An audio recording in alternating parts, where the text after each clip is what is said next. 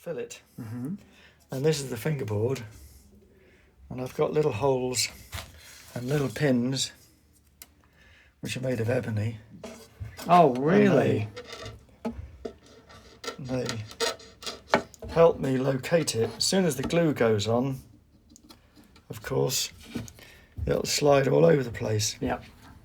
So you need to have little something or others to keep it in place.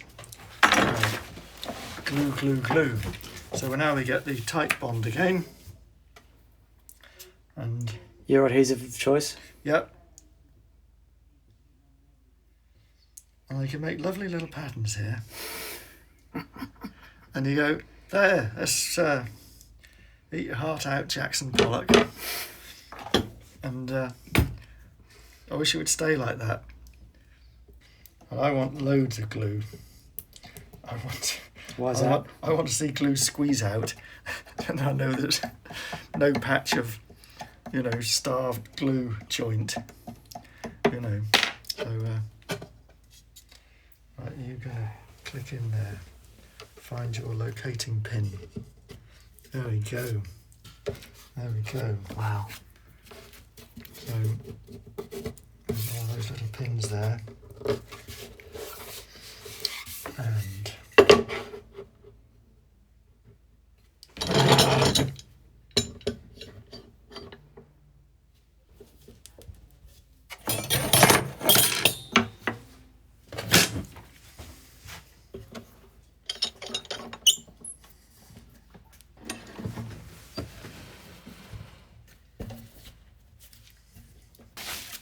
so this, because it's not being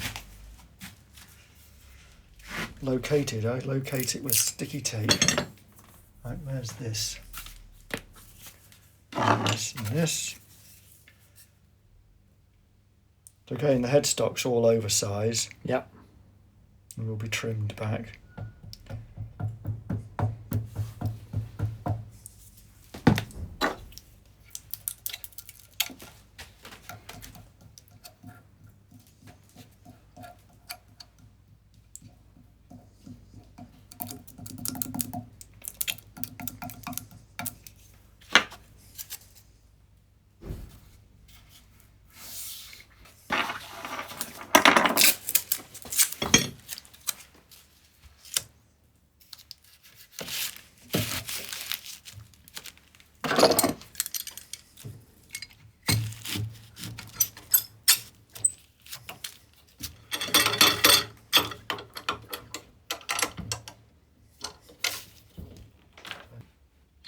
It's buttered up against there, okay. And just double check everything.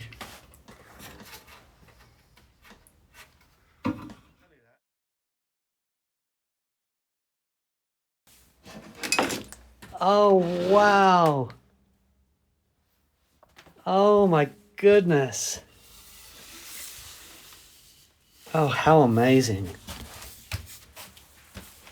So let's take that off for you. That's just a bit of protection. Wow, Johnny.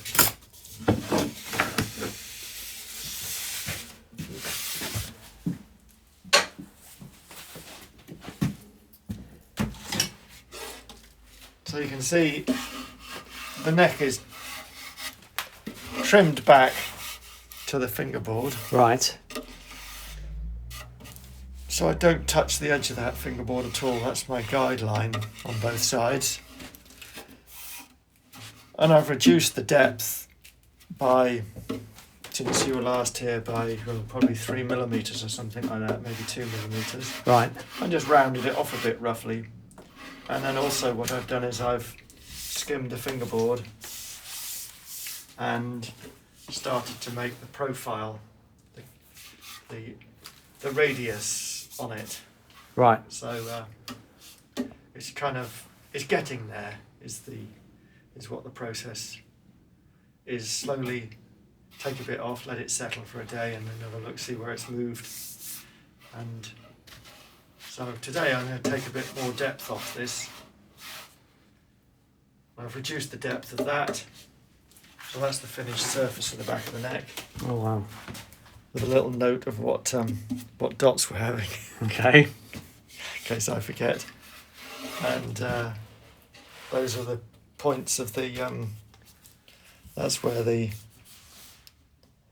machine head centres, or the tuners, depending on part of the world you're in. So they're the spot points for that, and they've been plotted by this little device, this little guide. That's all it is. That just sits on here on a centre line and tells me that's where I want to be. Right. And this is all carefully drawn out so that for this headstock shape that you don't get string snagging. Oh right. Wow. Okay. You know, sometimes you get a guitar and you find the fifth strings touching the Oh yeah. the sixths. Yeah, yeah. And if it's just touching, you get a little vibration. So the moment we've got 22 mil at this end and 24 at that end. Right. 23 in the middle. And so I want to take that down to 21 to 23. But I've got to also take into account that I might skim a little bit off the surface of that board, Right. depending on how straight this has stayed since yesterday afternoon. So it's stayed pretty stable. But I'll give it some extra drying just to see what it does. So it has probably deviated a little bit since yesterday. So I've got to allow I want my finished depth to be 21 to 23, so I've got to allow if I'm going to take a little bit more off here. Right. So I'll just get there slowly over the next couple of days until I just go, right, We're done. that is where we're done. So by this stage here, I'm using something a little bit finer.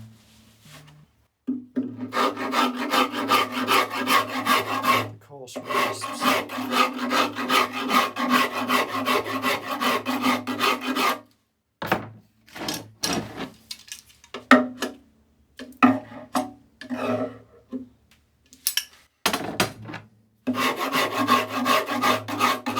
I want it to be a straight line. So this is my cardboard straight edge. Just, this doesn't work. Yeah. And the 6-inch rule doesn't work because it's not long enough. So you want one, you're going to make a cardboard straight edge, which is good enough for this process. What I don't want is a neck that's doing this sort of shape exaggeration. I want it to be, I want that to be straight. Yep. And I want it to be straight here. Yes. Straight there. Yeah. I hate necks that you get and you go, oh, it's getting bigger here and it's getting thinner and then it's getting bigger here. I think that's really sloppy. And of course, it probably doesn't happen too much in CNC manufactured guitars. Now, as long as the master profile that they've copied is good.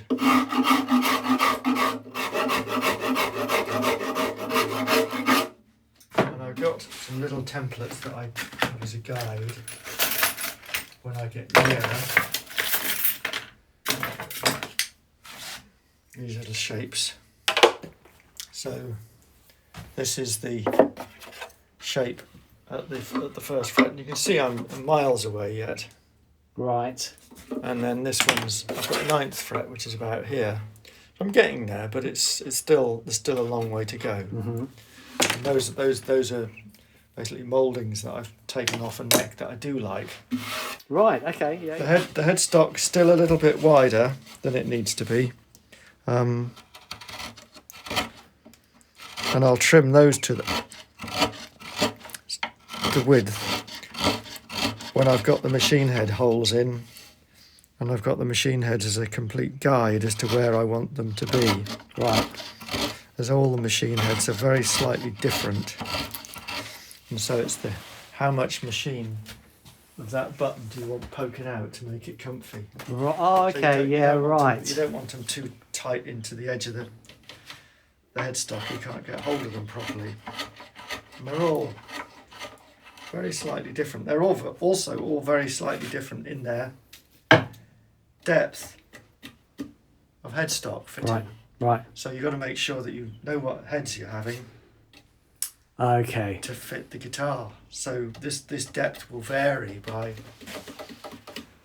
you know, maybe 2 millimeters, Right. depending on what machine heads we're having. So we're using the Goto Waverley copies, and so I'm making this 15.5 millimeters deep, Right.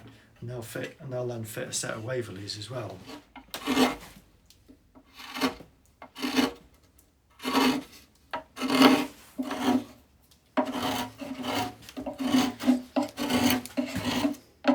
Is it a nice wood to work with? Mahogany, yeah. Mahogany to carve is great. If you're doing this with a piece of maple, it's about 3 to 5 times harder. Oh, wow. Which you just end up taking off smaller and smaller bits.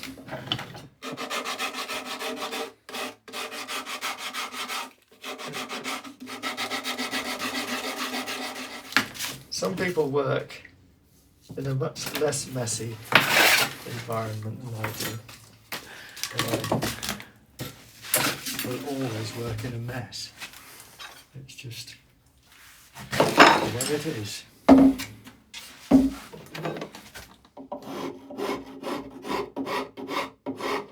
And you can see I'm leaning the guitar headstock on the bench Yeah. very casually, but you can see the line here Isn't across quite here is there. going to get trimmed off, so Yes. that's why I leave it oversized in this part of the process until I'm ready to snip it.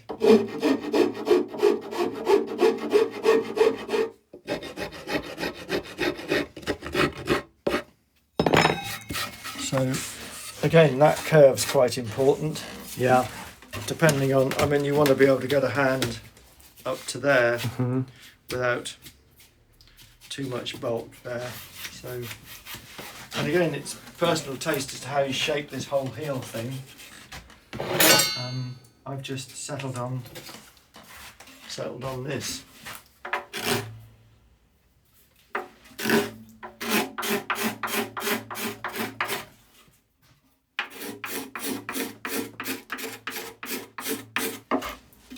So it's sort of getting, that's the general process of it. And I'm feeling it all the time to go, oh, I can feel a bit, it's slightly it's lumpy there and there. We haven't sort of smoothed it out, whereas here it's much more of a Oh, yeah, yeah, gentle yeah, round yeah. shape. So you go, I don't want that. Oh, wow.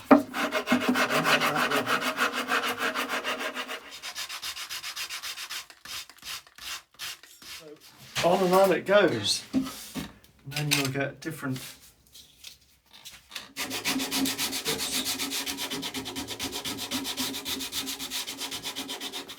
and gradually it gets, you know, to look more like a, Like a neck. you know, we've been at this only 20 minutes or something, and we've got it looking much more like a neck than when you first arrived, isn't it? Wow. Yeah, yeah, yeah. That's a great shape. So it just needs to be a little bit less, probably, and those sharp edges rounded off. That's got to be nicely smoothed in. That's got to be smoothed off. Mm-hmm. So the other part of this, you know, getting the neck sorted out is the fingerboard surface. So I stick this on for a bit of protection,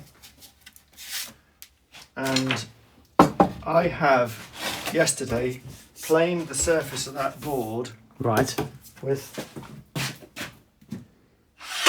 this. I'll wind back the blade. But what I'm concerned about when I was finishing that surface was that I want the line at the top of the fingerboard to create, when that line's projected, I want that gap at the bridge to be about 9.5 millimeters. Right. Okay. Within your fingerboard might have been 0.5 millimeter thicker than this. Right. When I unclamped it. And then I can true the surface up, and within that thickness of that fingerboard I can go, oh, I'll have a little bit more or a little bit less off that to make sure that that is pointing. Okay. We pitch yes. the neck at the right angle. Yes. Then you put a fingerboard on, of course the glues go off and everything that goes, it heaves a little bit, and you don't have to re-true it up. So this is my very sophisticated. You're all about the jig. sophistication, Jonny. It is. Everything's very sophisticated in here. So I must have made this jig 40 years ago, and there's nothing wrong with it. So it stays. It stays. Must have been a jolly good jig. It's a very sophisticated mahogany here, pine. Very clever. And then of course you need one of these, which is the insides of a Shellac machine head box. Very useful they are. That just props it up just the right amount there. Right. Just to give it a little bit more stability. And then I'll be planing it. So I've taken that blade back. I don't want to cut anything off the surface of this now. So I'll be, doing this process. And this, if it was cutting, it would be making a nice swishing noise, and you get all these shavings out. And then once I've got that angle of projecting right, then I'll start putting the radius or camber on. So I want it to be 10 here. It's probably not quite there yet. Right. And then I want it to be more like 12 up here. And then I want it to be more like a 14 or a 16 all the way up here. Right. So this is the conical surface, and it's not quite there yet. But once I've finished the planing process, then I'm trying to finish it off, and I'm using simply a block of, that's an offcut of a neck blank, and then 80 grit paper, and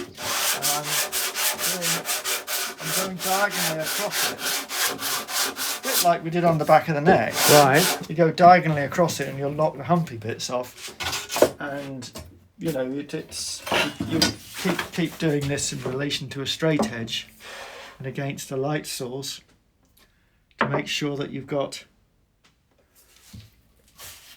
it's all in a straight line, and you keep checking against your little radius gauge to go, am I spot on with that? And the other thing when you're doing this fingerboard, which is extremely important, and we did it on your red telly. Do you remember we did this at a drop-off bit at the end? Oh yeah. Yeah. The kick up. Yeah, or the kick down, or The kick down. drop-off. I don't know whatever. But if you sight along here with your lens, you can see we're straight along here. Yep. And then at the end here, There's a little drop off. can you see there's a drop-off? Yeah.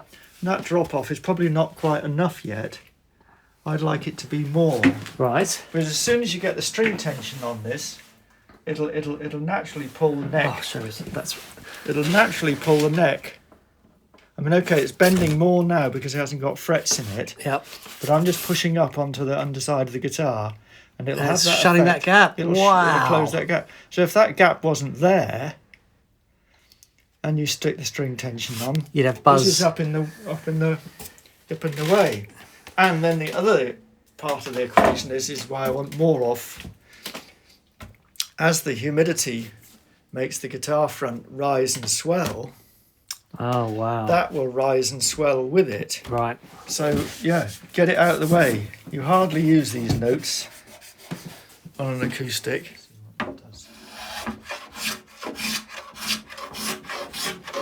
Now, there's the nice swishing noise I was talking about.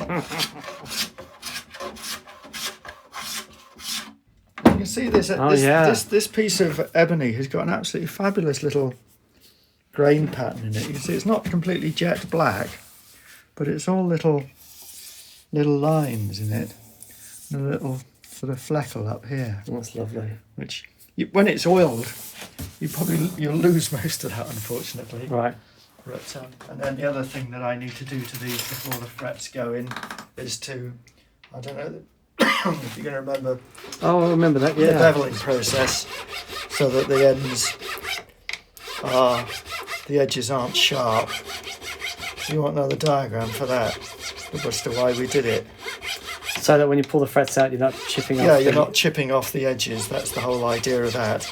And the fret wire is probably not exactly crisply square in that corner, so that allows for anything there, so it gets a good seating. But it's so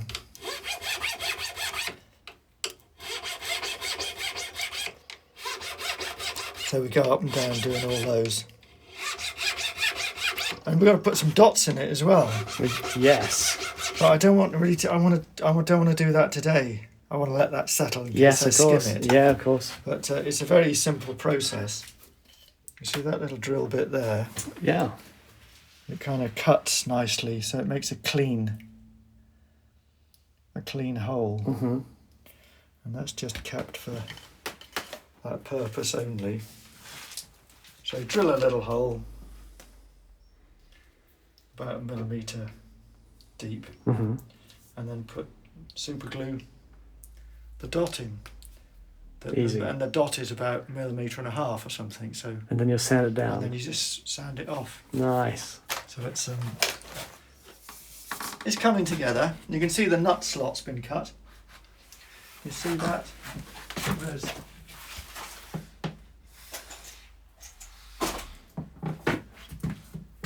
so here's Dan's piece of unbleached bone. I love that you've named it for me already. Well, they get lost in the box of all the other ones. So I go, no, this one's fitting Dan's guitar.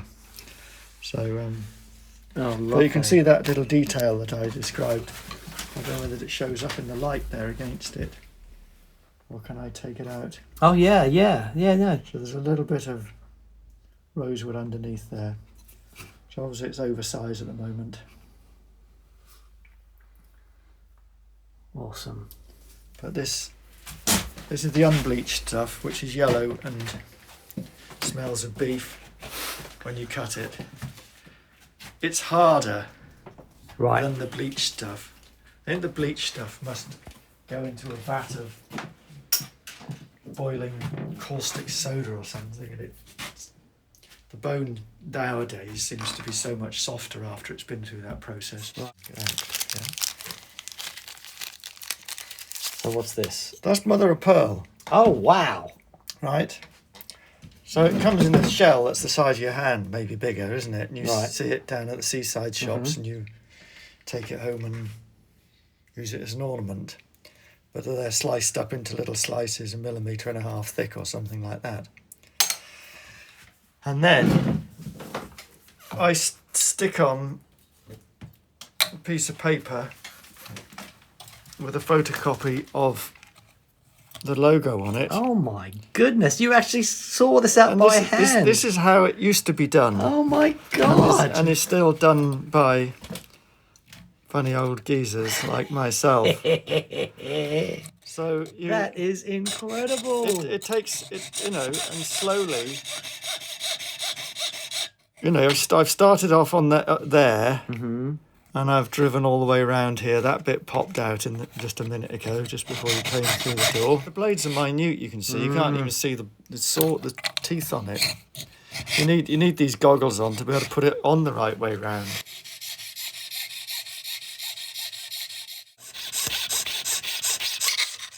There we go. Put that out of the way. There we go. Oh my goodness. So that's still got the paper on it. Yeah. So it's not pearl coloured. But that will go somewhere like that. Wow. That's so cool. I can't believe you cut those out by hand. Yeah, it's crazy, isn't it? It's stupid. It must, well, all of it. It's wonderful. All of it by hand. It's wonderful. I must be mad. Must be, but it keeps me happy. Keeps me sane. It's therapy, isn't it? You can see what the pearliness like is from if you turn it upside down. Oh, mate. And the holes in the letters I dug out first. That's the secret of it. Well, not the secret, the order of it. There's no secret to it. It's just doing it. But the little holes, or any small piercings, you do that first. Because of the strength around it. Yeah. It's just impossible to do it afterwards. So you do all the little piercings first, and then. Oh, it's amazing. So basically, dig a hole, stick it in slightly proud of the surface, and then skim it off.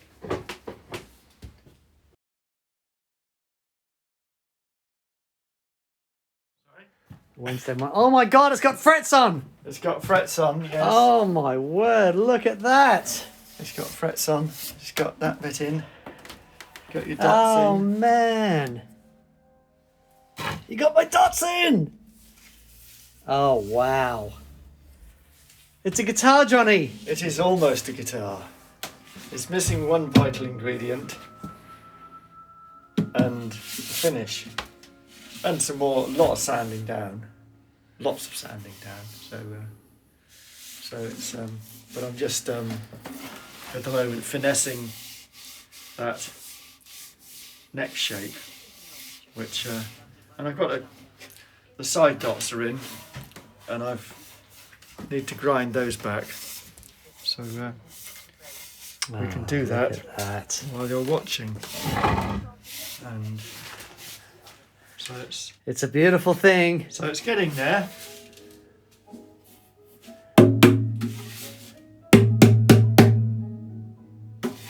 Wow.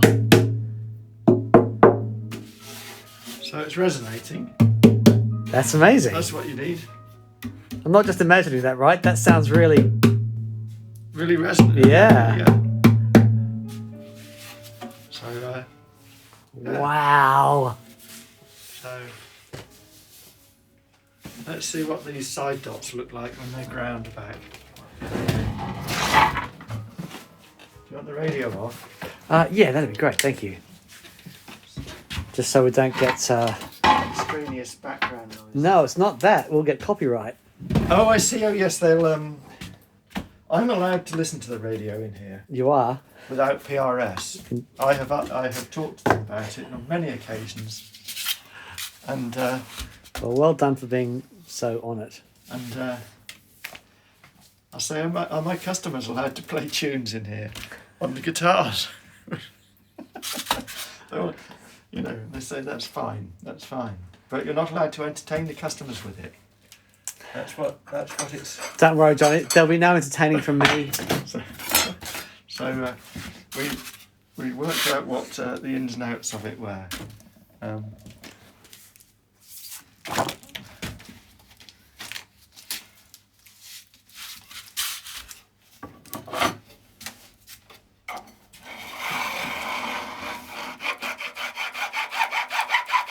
So again, they've been put in oversize. If you feel them, you can feel their high. Yep. So it's drill a hole,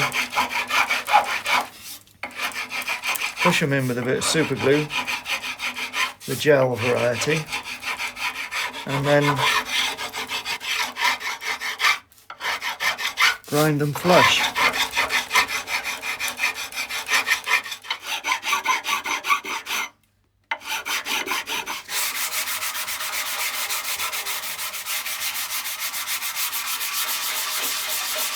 You're not quite sure what you're going to find underneath. Right. You know, you go, oh, that was a bit, you know.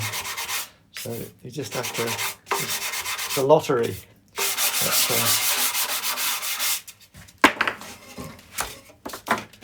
Oh, they look great. So they'll catch the light. But there you have it, basically. Wow. It needs. So the neck still needs final sanding down. I've shaped the depths now, so it should be measuring 21-ish to 23-ish. There we go. Wow. And that'll be 22 in the middle with a bit of luck. There More it or is. less. So we don't need that gadget anymore.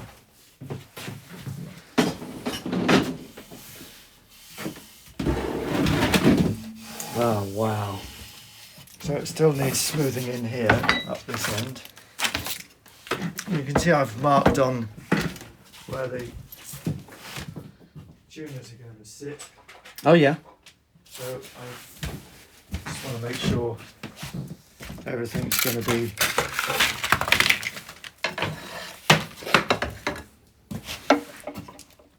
so you see that's where that's going to sit. Right. And likewise that's going to sit there, you see, so I'm making sure that shaping is in just the right place, and I'm making sure that surface is flat. Need to tiny little bit off.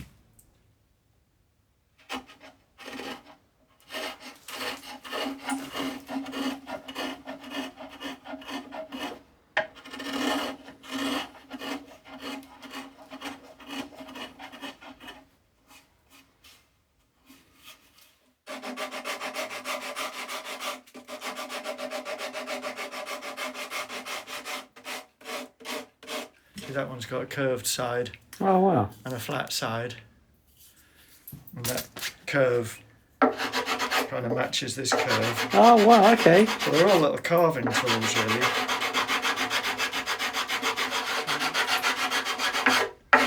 So again, I'm looking at that to make sure that's lovely and no lumpiness in it. But this is just my obsession with detail of it. And to be just right. Sanding stage, I'm not going to take much more off it, I don't think. Right. So we're just down to smoothing now. Yeah, it'll be getting all those curves smooth and just feeling this neck just to make sure it's not feeling lumpy anywhere when I roll my fingers over the back of the neck. Right. And then just feeling the neck and going, is that the right shape? Right. Although I've, you know, kind of tested it against my little gauges, which I showed you last week. Yep. I'm going, okay, we're there.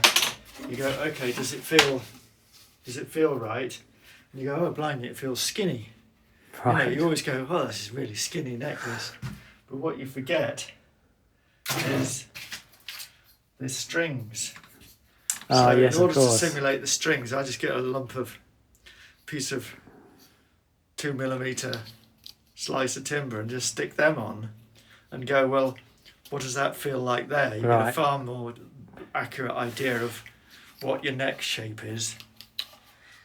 Very You good. know, so it's a simple way of just simulating some strings without putting them on there. So that feels, you know, you can have a try in a minute and see what you think. But it's sort of, it's kind of, I think that's okay.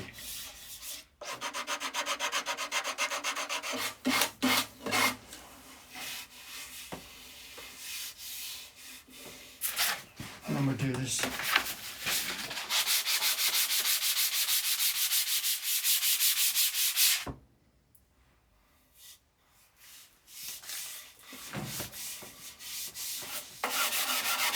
And the edge of that ebony's been Yes, rounded just off. just merged into the Yeah. mahogany. So I've got So I'll sand that down, make it all more or less where it is. Then I'll do the back and the sides. Mm-hmm. I'll be rounding off these sharp edges. Mm-hmm.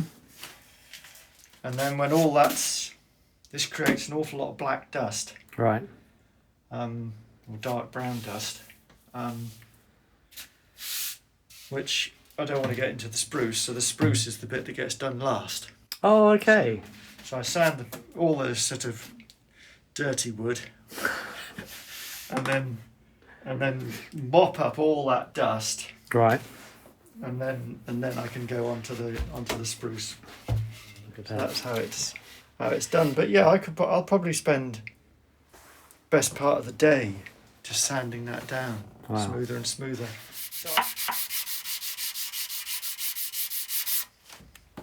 Oh, there it is. Look at that.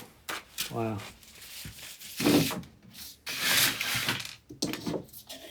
I need to bring some more pumice powder in. And it makes everything look beautifully messy. You've got this lovely guitar, beautifully sanded down, and then you sprinkle it with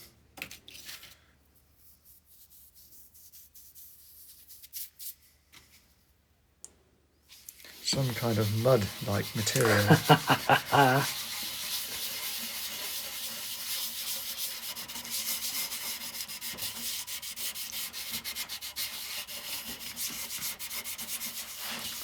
And I could use a conventional grain filler,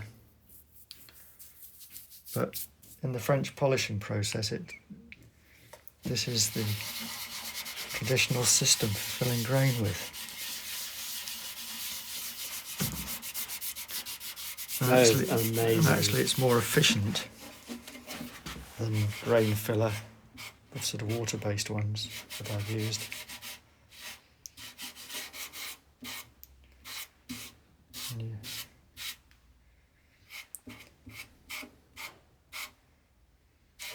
And the dye out of the rosewood dyes the white pumice into rosewood colour. Oh, wow. So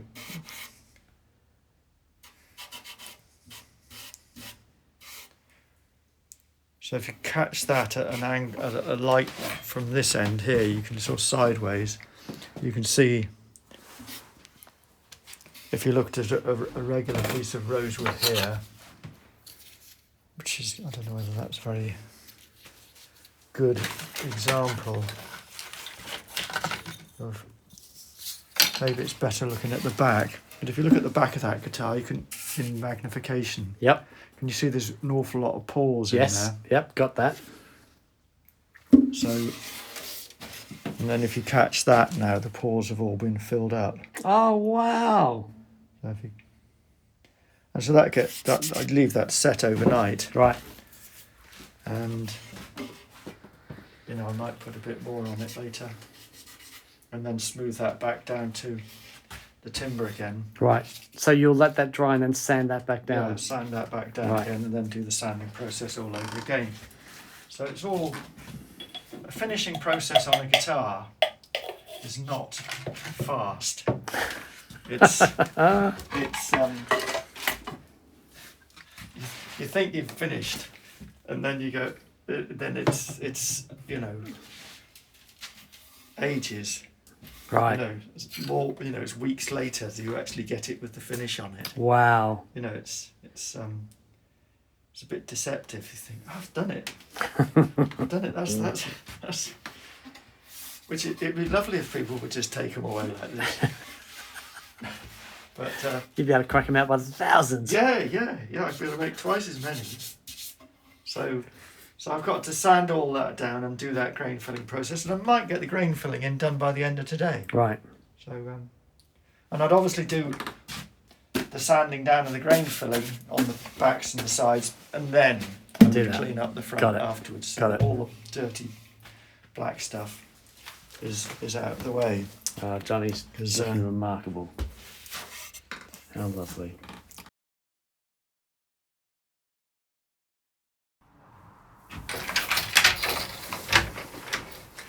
Morning, Johnny. Good morning.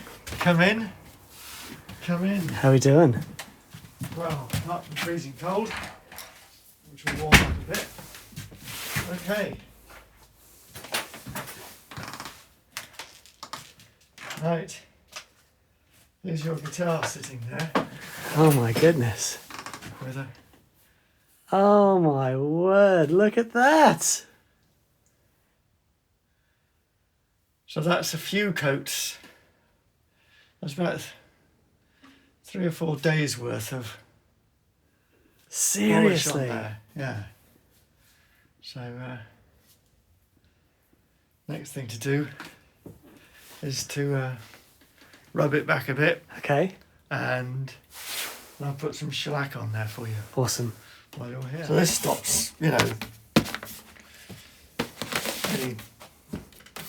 finish getting inside. That's masked off because that's where the bridge is going to go. Yep. That's masked off to keep the fingerboard clean while I do this process.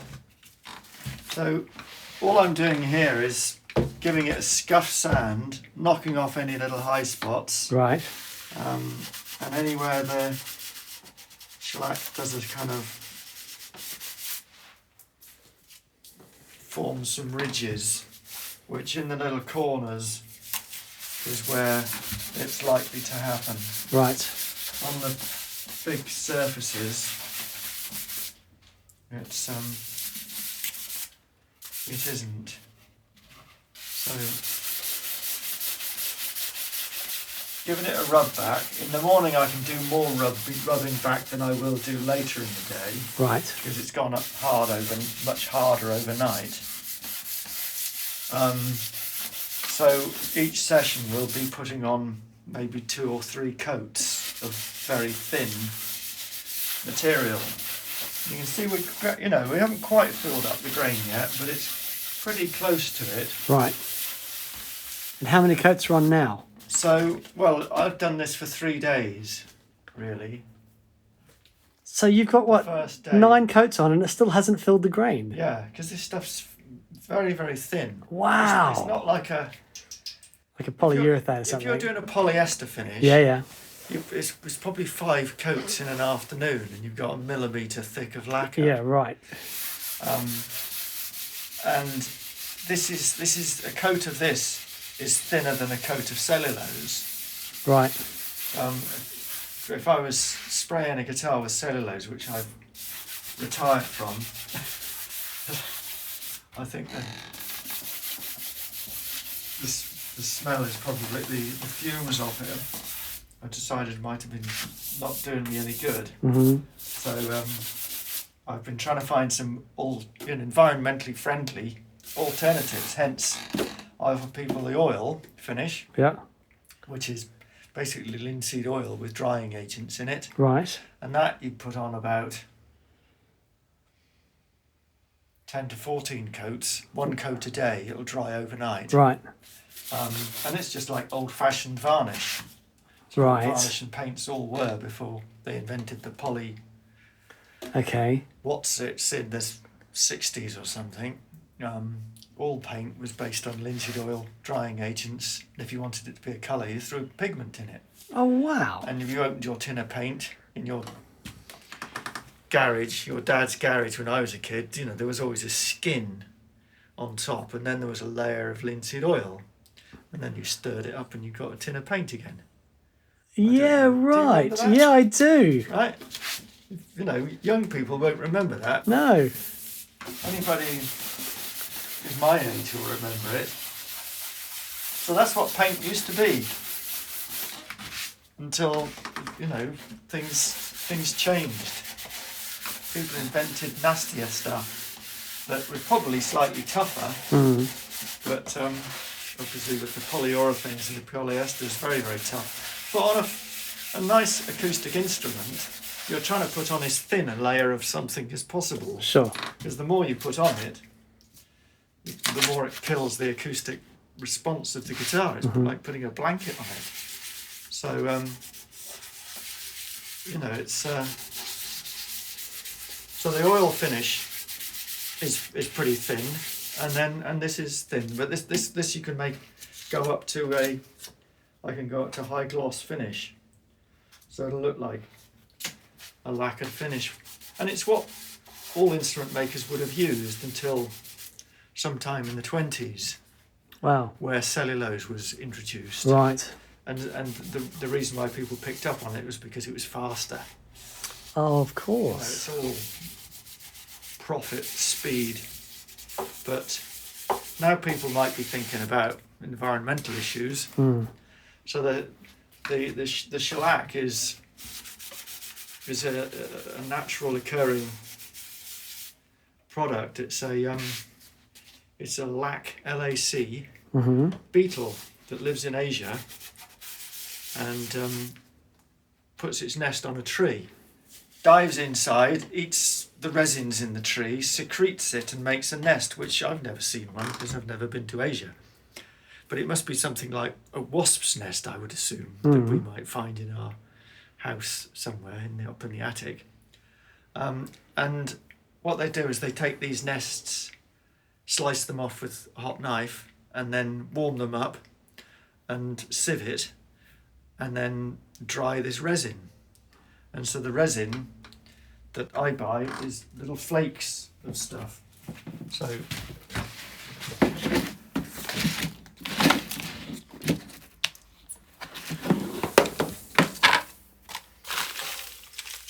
that's one variety, but that's Oh my goodness. shellac flakes. Wow. So they, and it's a bit like olive oil production. There's the extra virgin, and then there's the pressed, and then there's the hot pressed, and everything like that. So the blonder grades are the first. This is blonde stuff. So this is the first kind of turn of it, and then as it's heated up and squashed more, it becomes darker and darker, and it gets different names. So this is what would be called button shellac, and it's presented to me in this form. Oh, wow. It's been heated and it goes darker, and it goes darker and darker every time they do it, and squeeze more and more out until it becomes a darker brown. I prefer the blonde stuff. Watch my guitar, Johnny. What's your guitar? That's the sounding block. There's a hole in it now. So that is just dissolved in alcohol, which in the UK, we use methylated spirit, which you're probably familiar with. Right. Just denatured alcohol. In the UK, they put this dye in it to stop people drinking it. I don't think that'd stop. If you wanted to drink methylated spirits, I don't think dye would stop you. When I was at school, it was in a bottle and it was clear. So, of course, you had to have a sip of it to see what it was like. I can't honestly remember what it was like. It was a long time ago. But all old furniture is finished in French polish. Right. And old guitars, old instruments were French polished until they invented things that were faster, more profitable, and worse for the environment, which we're all very concerned about now. Mm-hmm.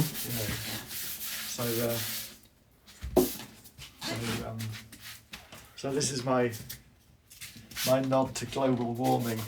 Here.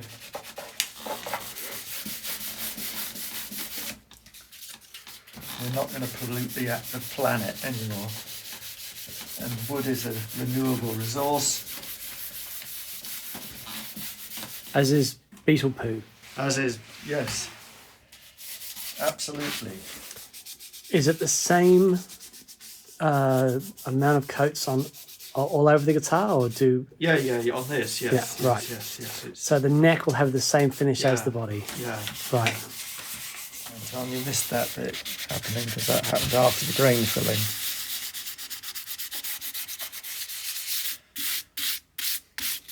Oh, fantastic. So what does that mean? So that means it's made by Kinkade in England, and this is the year 2021, and that's the number of your guitar. Oh, wicked! That's the grand total, 534. Wow. And it's the best one you've ever made, isn't it, Johnny? Absolutely. Always. Well, the most people do say, which is your favourite guitar? And it is always the last one you've made. Right. You know. Roll these sleeves up.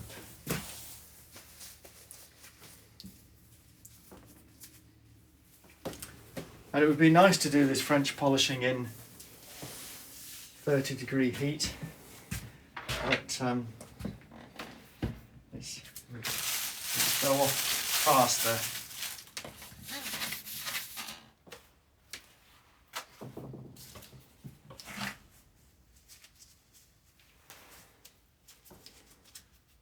So this is the mixture in there. Oh, you've already... Yeah, I've already mixed this up. Right. You mix up a fresh lot every month or something. Every time you do a guitar, you get a fresh lot made. I don't know what its shelf life is exactly, but people do talk about it having a shelf life.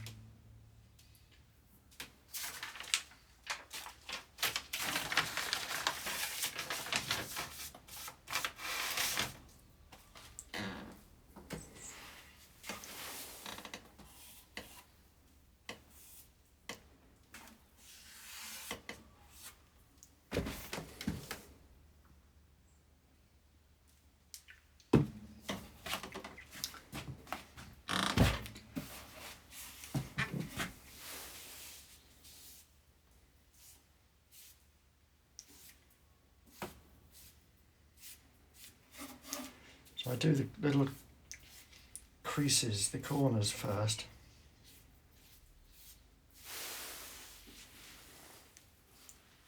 I'm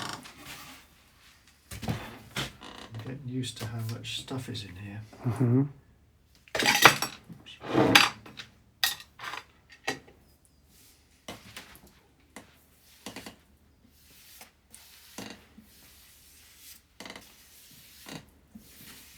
Oh wow, so that's really thin.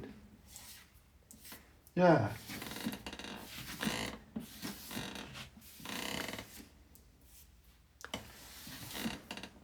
That's why you can probably put, 3 coats on it. In a day? In a session. Yeah, and yeah. then do that 3 times a day. Right. I mean, Oh, I see, yeah. if it was blisteringly hot, You could do more. I could probably do more. And you see, that's virtually dry already. Wow. I think what I'll do is just...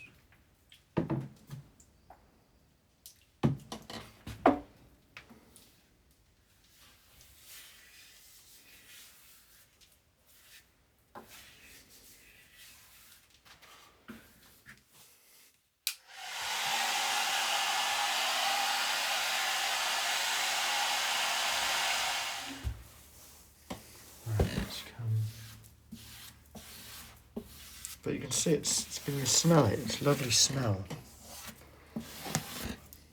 What I want to know is, who was the guy that worked out that that particular beetle and that particular nest would turn into a lacquer, finish? A finish. Feel? Who knows? Who knows? So how many coats do you reckon will go on this guitar by the end? I've no idea. So if we go, so I'll do this process. So you think of that daily process. There's 9 coats going on, perhaps. And then I'm going to do this for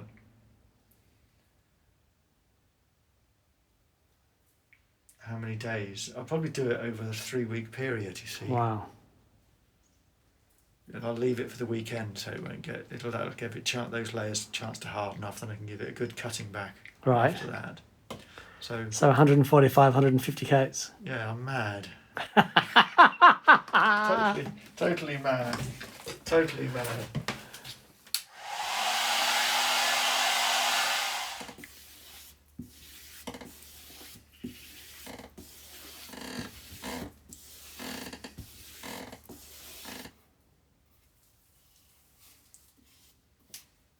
So here I'm going diagonally across here. Yeah. I can't start again.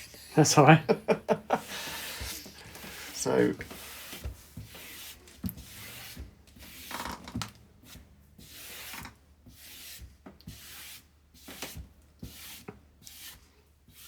and then next time I'll go that way. Oh yes, all right, I okay. might go that way. So you've just got to remember not to dribble your single malt scotch over this.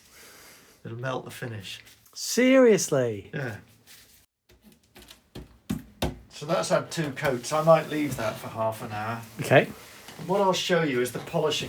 What we're doing here is the putting on phase. Right. So we're getting stuff, we're getting coats on, so that then I've got a layer enough to then work on and do the French polishing bit, which is the part that brings it up to a shine.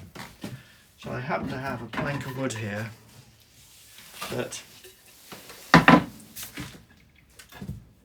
when I was shown this process years ago by an old piano polisher, Right. piano tuner, and he showed me how to do this process, which was really fortunate, having someone how to do it. So if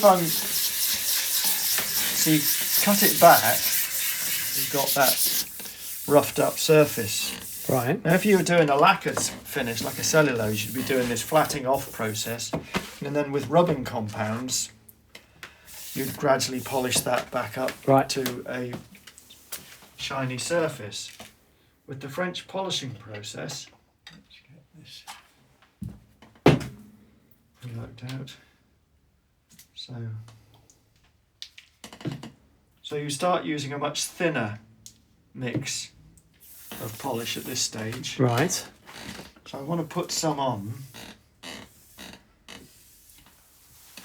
that I can then move about. I'll probably leave it a little bit longer. But... So then, this is fish oil. Fish oil? Yes, I've no idea. This was what this chap gave me. I think his name was Stan. I imagine he's dead by now because I haven't seen him around. But he said, here's some fish oil. So he said, use a bit of fish oil, and that helps the thing skid. A little bit of polish. And then you do the traditional figure of 8 type thing, which everybody associates with. And you've got to make sure you don't stop. So it's like an aeroplane landing.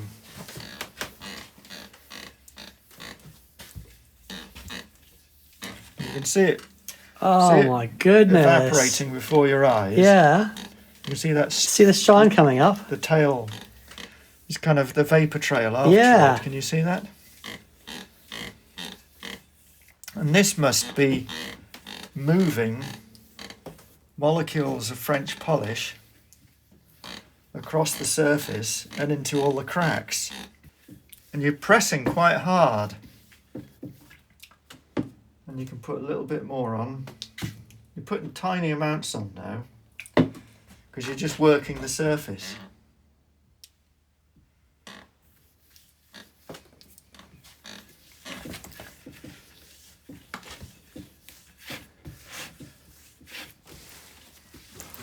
And you mustn't stop, and you must leave time for it to flash off before you go back to that bit again. And it's obviously, this is a very small section of polish, but it goes lovely and shiny, kind of with